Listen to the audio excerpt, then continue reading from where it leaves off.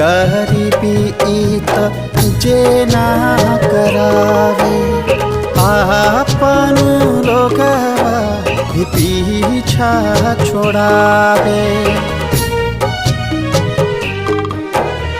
होखे के चाही जेकरा हाथे खिलौना, ओकरा भइल आज बर्तन बझौना।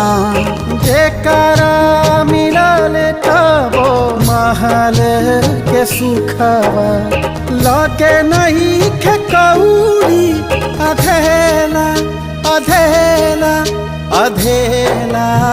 केहू नहीं जानी समैया के खेला, केहू नहीं जानी समैया के खेला।